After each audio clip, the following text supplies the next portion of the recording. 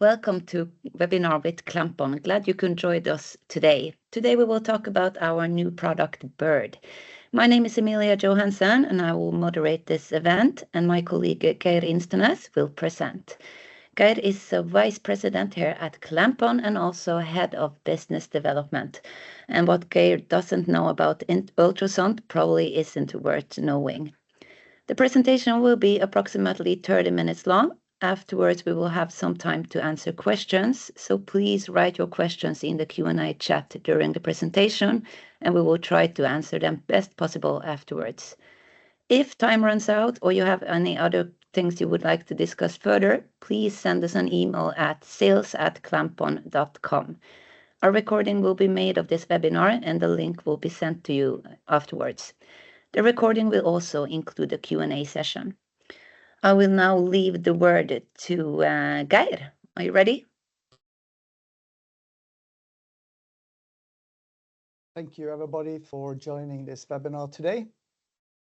I'm going to talk about the Bird, our latest development. So I have made this quick agenda, something about the background, the working principle of this, the radio mesh network, and of course we're going to go into some of the application that is currently ready for the Bird: particle monitor, leak detection, and pig detection. So everybody that is on this call would know us from previously for sand monitoring, leak detection, pig detection, corrosion, erosion monitoring over a section of the pipe.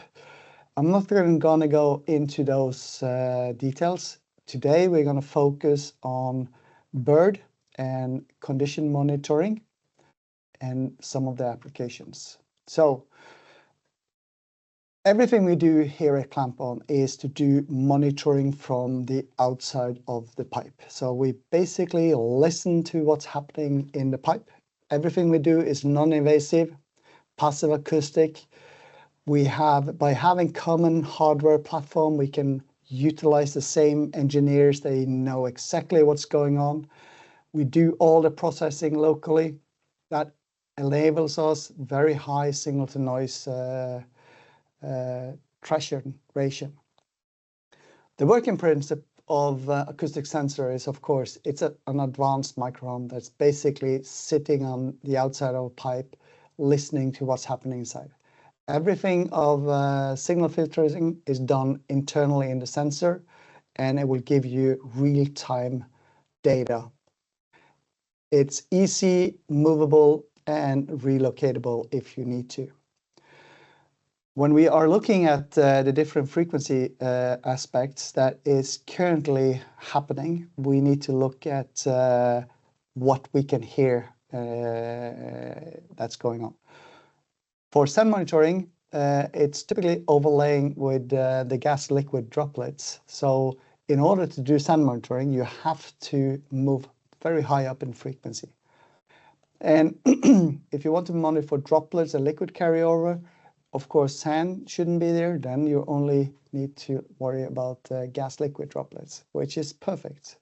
If you want to monitor for slug and flow detection, you move further down in the frequency. And of course, vibration is further down. The beauty is that all of these frequency bands are ready in the Bird from day one. Of course, we need to activate them, but the main thing that we would like to offer is that it adds flexibility to everybody. The Bird itself stands for Battery Intelligent Remote Detection, or as I would like to say, monitoring. We do a lot of monitoring with this tool. It's powered by the latest development, the DSP-3 hardware, which is featuring very, very low power consumption and seamless remote data transmission. I will come more into how little that this is using, but basically we are not taking out the full potential of this hardware yet. So when it comes to applications that we have designed this tool for, is of course for particle monitoring, the same sensor, doing it wirelessly as the current version, pig detection, leak detection. We will also later add temperature, steam, crack monitoring, wall thickness, and we have several other applications that we work on. I will not talk about those today. Today it will be on particle, pig, and leak, of course. It is extremely powerful platform. One of the questions we have had many times is like, why can't you make the battery longer? In order to monitor for particles, you need to be continuously having power on the system. So we have continuously power on the sensor itself. Different from doing temperature monitoring, then you can switch it off and on. When it comes to the hardware, it consists of a power module, the electronic board inside, of course, and antenna.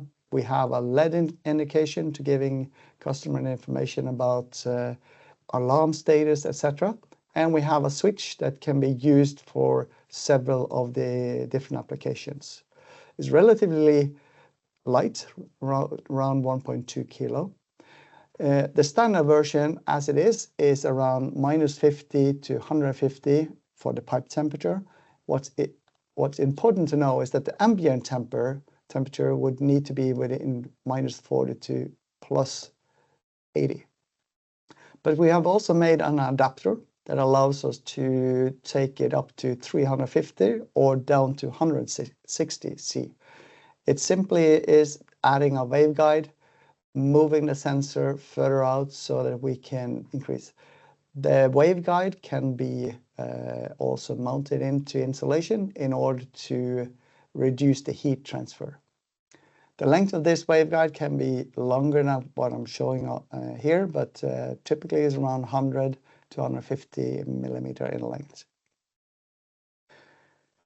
So coming to the brain of this, one of the things when you're doing bird monitoring or wireless monitoring is that you want to have a system that can adapt to the environment. We have put in a mesh network. That's basically allowing the sensor to find the best route going towards the router, which will transmit the data to your control system. If that route is being being obstacle or something falls down, it will redirect itself to the next one. So it will know which route to take. We cannot control the route itself. We don't know it. We will know it once we are in the PC, of course, but we will not be able to tell you should go from A to B to Z. It will find its best way based on signal quality. It will, of course, always take the shortest way to find a home. So a typical setup will consist of the router, which will be wired back to the control room or to your control system. You will have repeaters. In our setup, we highly recommend to have 2 repeaters that should be elevated high up in location in order to take the data. And then you will have the different birds, and you can add on more birds as you want into the same setup, as long as you don't come too high up in number of nodes. So giving a sand monitoring setup, typically 40 nodes is the maximum you can have because the amount of data throughput that is needed. So the communication setup will be done like this. You have the PC, you have the power supply, you have your signal barriers going out to the router, and then from the router you will have the wireless setup. So I don't need to go further into this. I think it's more or less self-explaining. The only thing that we need some time to do is to do the installation of the router. That needs to go through our brackets, glands, and find the right trace. And then we mount that as high up as we can. We can also move the antenna out from the enclosure. Approximately 10 meters is the maximum we can do, allowing us to have better coverage if needed. So there's plenty of option built into the system from day one. When it comes to installation, there's a couple of things that is very important to be aware of. The main one, which is always that the antenna needs to point upwards.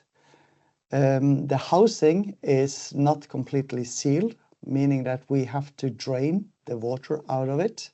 Of course, the electronic is completely sealed inside, but there will always be some potential of water coming in.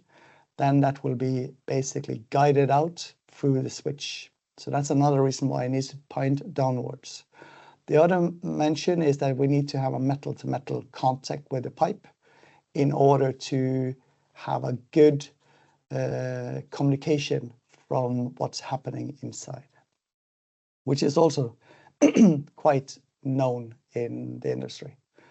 When it comes to another important thing is that the antenna doesn't send 360 degrees all directions. It's directive, meaning that it will transmit out as a donut in one way, going widely out. It will have very I can't do that. Oh, there it comes. It will not transmit directly up. In that direction, it is very poor. So the neighbor here will listen to it as it comes directly, as long as it is the same horizontal plane. So that's another very important setup for this system. So in the field, this is how it will look. You have several of these sensors sitting on the outside of the pipe. They will communicate with a repeater that is higher or elevated up in order to communicate and not being blocked. Then the repeater in this sentence will transmit to another high location. And then you have the antenna router at your control room or your instrumentation room. So this is the common setup that we have. When it comes to the different protocols, so ClampOn use LPWAN, Low Power Wireless Area Network. It's based on the radio standard IEEE 802.15.4. That's common what everybody is using. So if you have wireless HART or ISA 100, it's the same thing. Our system, as long as you have an open line of sight, it should go up to 1,000 meters. We have tested it up to 4 kilometers, so we know it's very powerful. But when you are in an urban area, typically we would not say more than 200 meters. It will be a self-forming, so once one drops out, it will automatically find another route. The number of nodes, meaning the number of sensors you can have in one network, is up to 250. However, there's a big however here, and that is how often you transmit data. So in our setup, we have put the sensors in the maximum to 40 sensors in a standard configuration when you're doing sand monitoring. That's because we are transmitting the maximum amount of data to you guys. In that setup, you will reduce the number of nodes to 40. If there is any need for change of the radio software, we can do that over the air. This radio network is running in what we call TISH, or time slot channel hopping. So that means that it will change the frequency, it will change the channels, it will be operating by itself. I do not know which frequency it's currently using in the allowed band. Typically, you can have up to 50 different channels or band that it will operate within. In the setup that we have built, we have also added extra protection. So in order for a sensor to come into a network, it needs to have the right join key, which is being programmed by ClampOn. It also needs the right PAN ID. So if it doesn't have those parameters, you cannot take a sensor from one site, put it into your new site without having the correct IDs set up. Then it will simply be sitting there and just asking, please let me in, please let me in, but it will not allow it. That type of setup is built on the wireless heart. They have the same type of setup. So when we look at the different networks that is being used out there, wireless heart ESA 100 is fairly known. And I'm pretty sure most of you have that installed and are familiar with it. You have the other one, which is LoRaWAN, very good one. The challenge with LoRaWAN is that it cannot go in a mesh network, and also the payload is extremely little and transmits small data sets, but it can communicate very far on the same amount of power. ClampOn LP1 is like a trade-off between LoRa and wireless heart. We have reduced the frequency in order to get longer range. We have more payloads than LoRaWAN, but we have less than wireless heart. But it's a mesh network setup, and it has its nice functions built into it compared to the other ones. There are other radio network standards out there, but these 5 are basically the standard, as I would say. When it comes to approval, the bird is already compliant with FCC, CE, and the RED directives, and it is approved, both for Europe and US. When it comes to some countries, there are things that we need to do in order to be approved. So for Australia, we need to add a small little test that typically is a paperwork trial, and then it will be up and running. Same thing for China, small little approval process that needs to be done, and it's done. For Brazil, we need to add another test setup, typically 2 months of work. But from somebody order this, we will do the paperwork, so everything would be ready for it. So far, Europe, US, Saudi Arabia is all approved yet. When it comes to the power module, it consists basically of a battery that has very high power capability, 19 amp hours maximum. The power module is designed and approved to be field replaceable. So you don't need to worry, you can simply go out there, take it out, replace it, and within 5 minutes, the sensor will be back online again. It will be the maximum. So it will be up to 13 months, we say 1 year operation. The beauty is that when you buy one of these, we will send you 1 extra spare, but the power module has a shell lifetime of up to 10 years. You will have less than 1% capacity loss per year if you store it in normal conditions. So that's very nice. Going into the different applications that we currently are doing. So send monitoring, It consists of the same thing as we have known for the sand monitor, particle monitoring. As long as a particle strikes on the outside, or sorry, on the inside of the pipe, the energy will be transferred. We pick it up in through the bend. The bend is a waveguide, and we will pick it up in the sensor itself. In the US, we are having the system running for several months now. This is the location. It's a gas storage. So there's an old gas field that is now depleted, and now we are using that to storage. In this setup, we needed to do a quick survey, of course, and we wanted to do this relatively quickly. So we have long step outs here. So all of these sensors like B1, 2, and 3 are on the ground. The router is not fairly high up.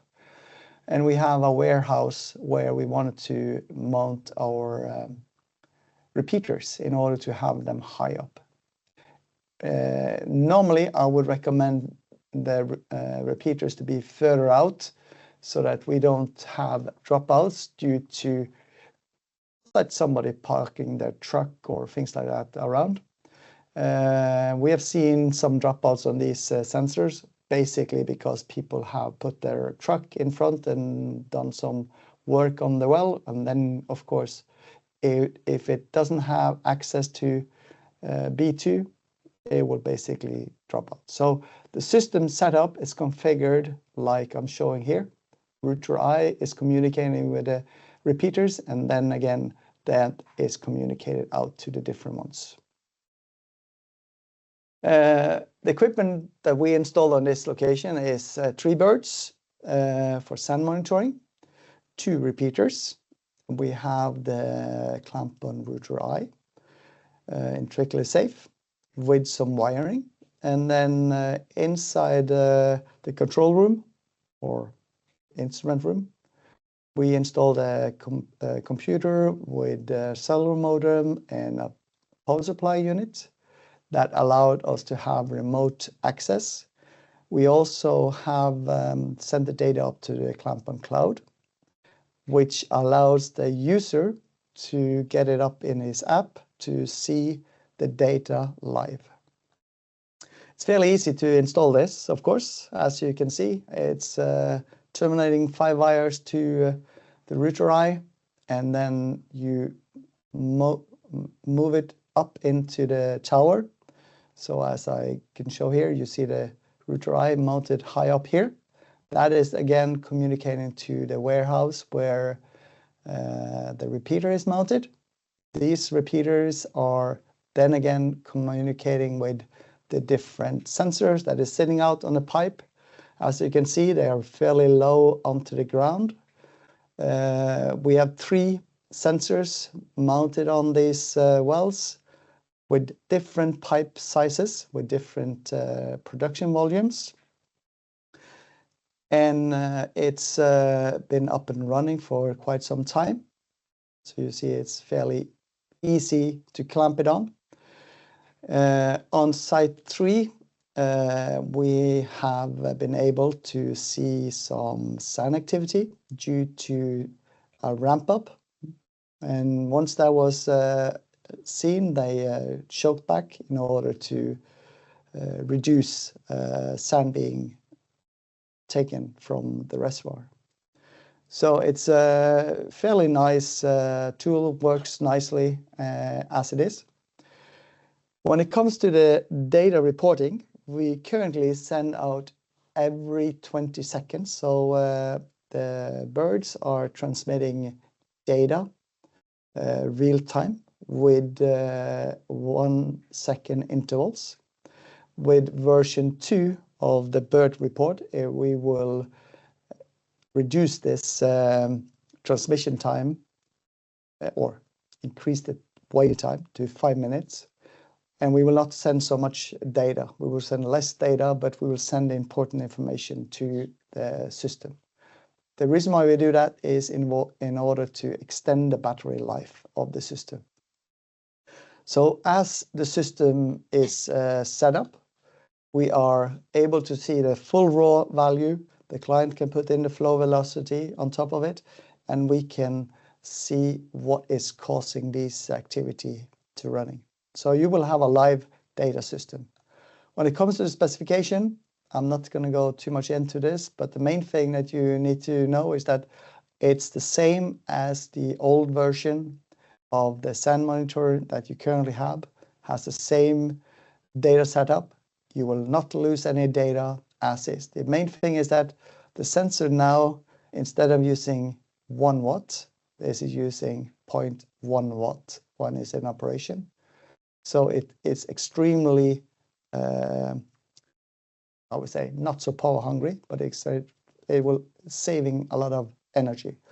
This is using the latest chipsets when it comes to powerful data. So, and you have still, again, 1000 meters.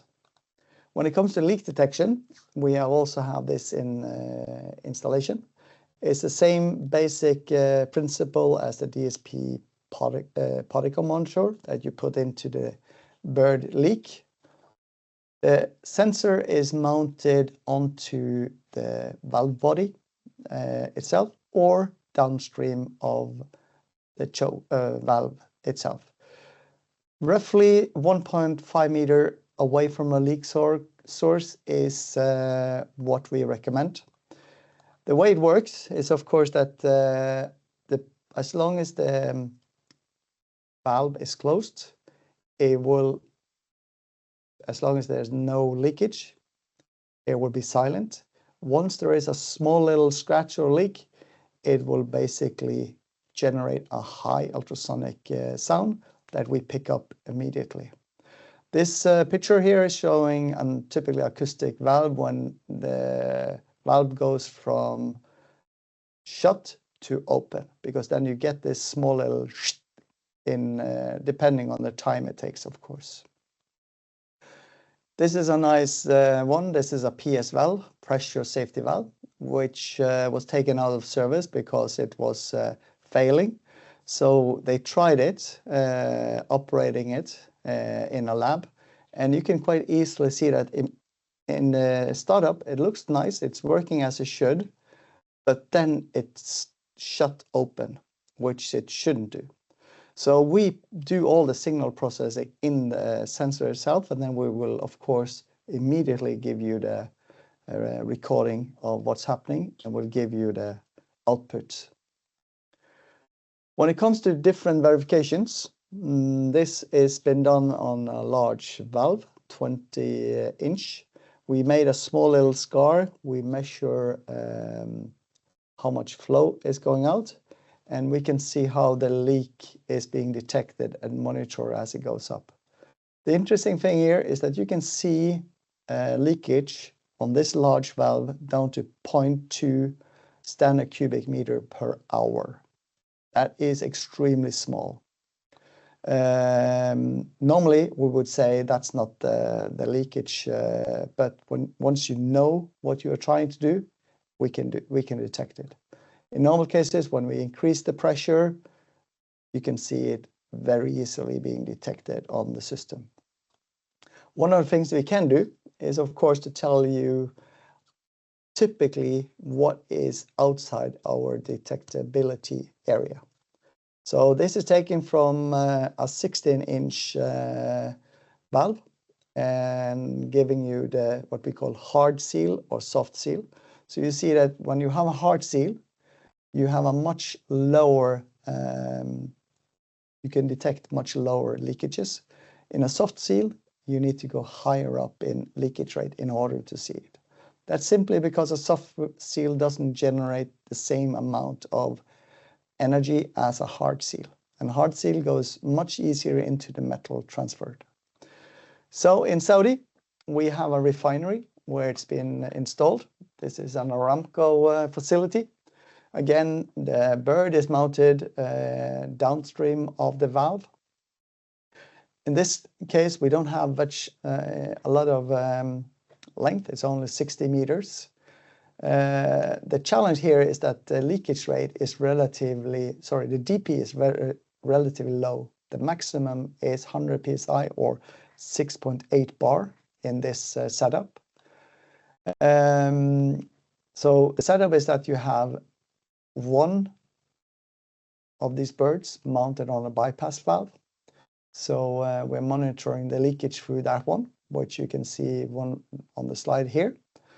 Or you have the block valve, or on another location, we're monitoring the same thing.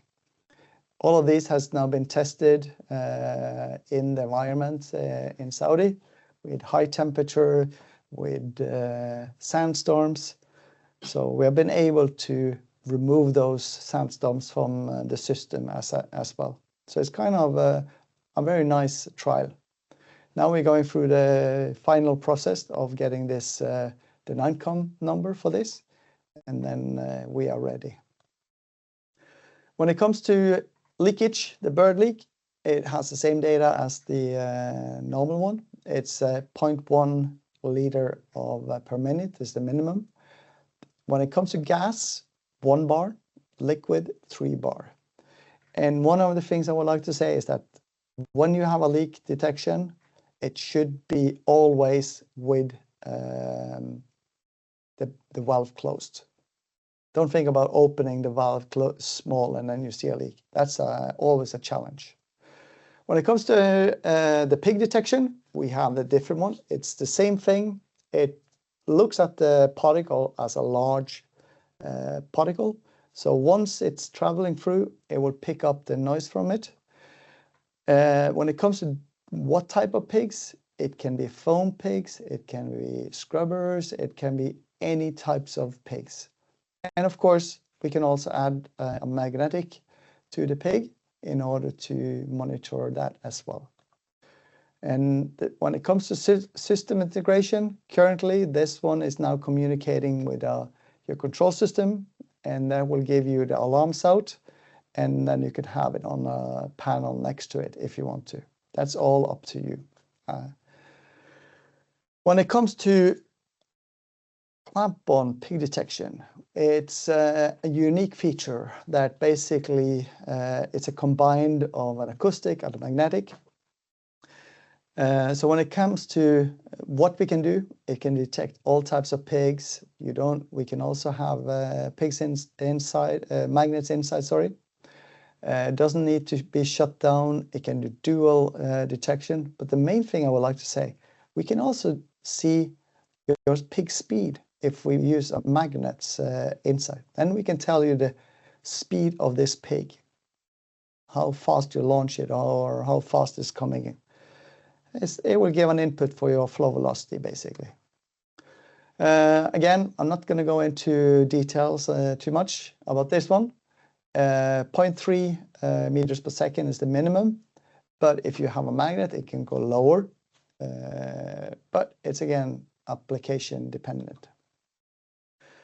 Coming to the end of our webinar, I would like to tell you that we have our own test facility here at ClampOn. Aramco have been here, Equinor, Shell, BP have all been playing on this flow loop. You guys are all more than welcome to come here if you have challenges, and we can test it live here before we send the equipment to you. So my takeaway for today is basically that we have developed the bird, DSP3 hardware. It's extremely powerful. We are only scratching the surface of what we can do with it, meaning that we are only using 5% of the processing capacity inside.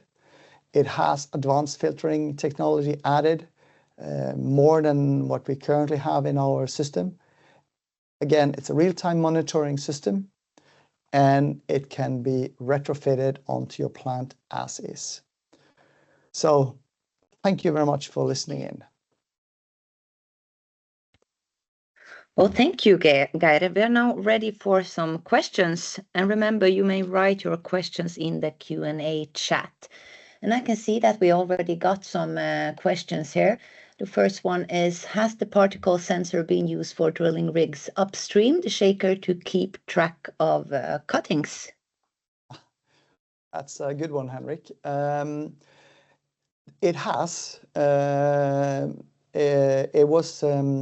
It's a wired version that has been used, so you can do that as well. The challenge with that one is that it needs to be mounted onto bend, so you normally have, and also we've seen that the flow velocity has typically been on the low end, but we can monitor the cuttings, yes. So it is being used already.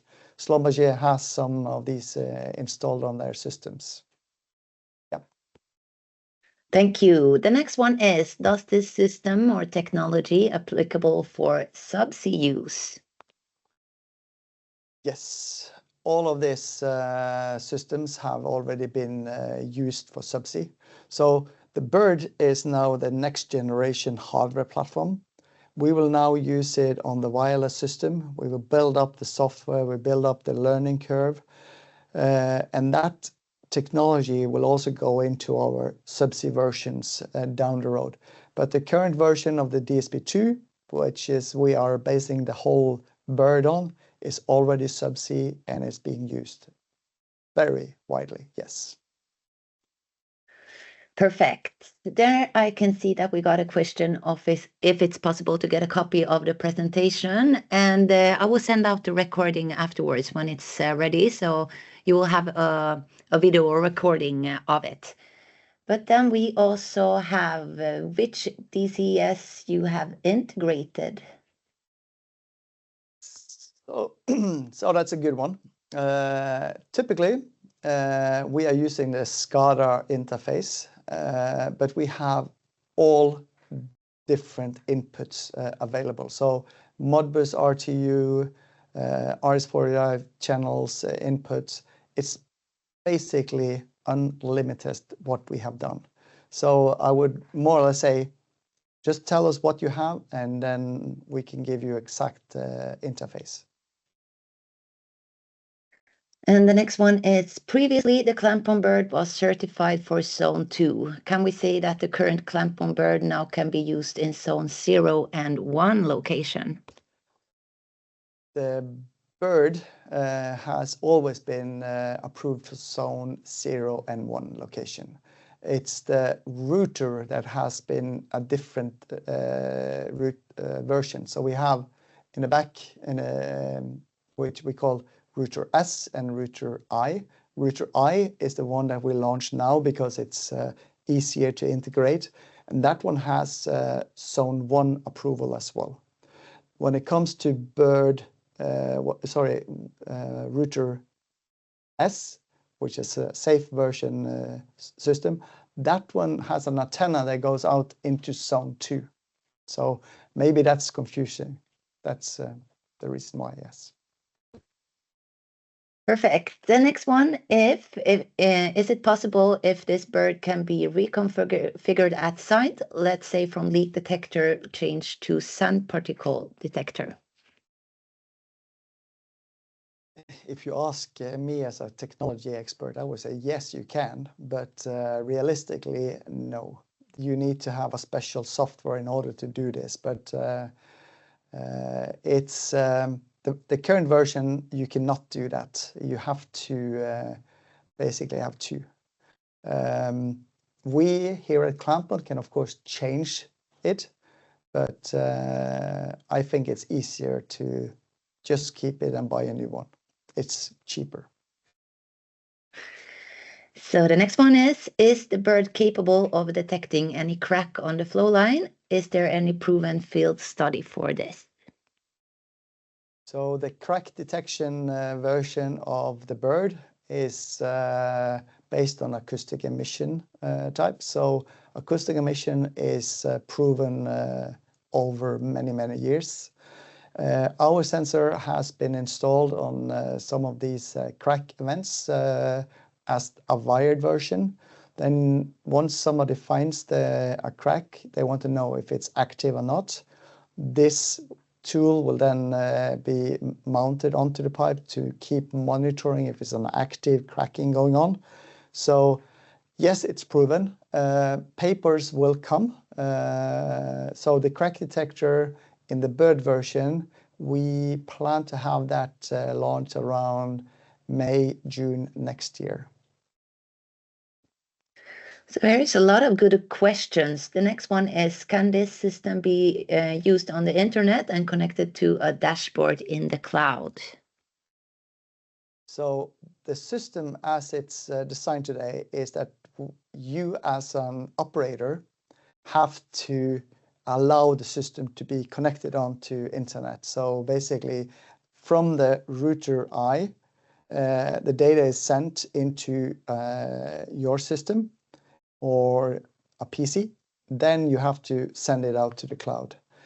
We don't do that directly, but it is built to be allowed to do it.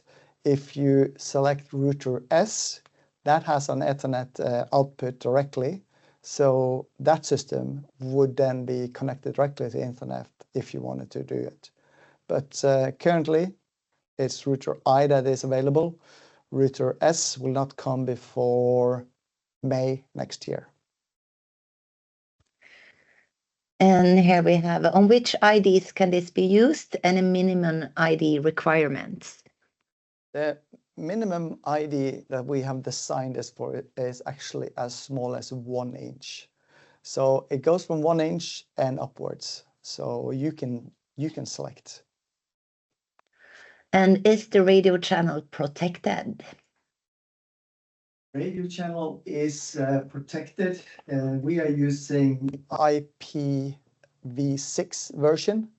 It is you cannot log into it. It will be basically impossible. So based on a TISH network, it will actually jump around all the time, so you will not see which frequency and channel. So if you should log into it, you would have to know a lot of information. Do you have any plans to develop bird technology to be used for detecting wall thickness or corrosion erosion monitoring? Very good question. Yes, that's the quick answer. Yes, we will. The IP for this, the IP of this technology is already patented. And ingress protection is around 66 for the system. Can bird withstand in all atmospheric conditions like high temperature, low, and underwater? So the bird can go up to 2,000 meters when you're thinking about atmospheric conditions like high temperature. It's currently being used in Saudi, which they have around 55 degrees C. It is qualified up to 80 C. The main thing people need to remember is that when you have very high temperature or very low temperature, the battery life is reduced. That's very normal. Underwater, this system, the bird as is, will not go underwater, but our technology is already approved for underwater use. So you have to have a different housing and casing. But it can also be connected via wire to an antenna, and then you can transmit it, of course, if that's needed. I'm not sure what your application is. But yes, I would say yes, it's approved. Well, perfect. Thank you. I think that's all the questions we have right now. So I hope you enjoyed this event. Let us know if there's anything you would like to discuss further with us. And we can be reached at sales@clampon.com. And remember, I will also send you the recording later when it's ready. Our next webinar will be already on 16th of October. Then we will present our subsea flow temperature monitor. So thank you so much for attending, and have a lovely day. Thank you.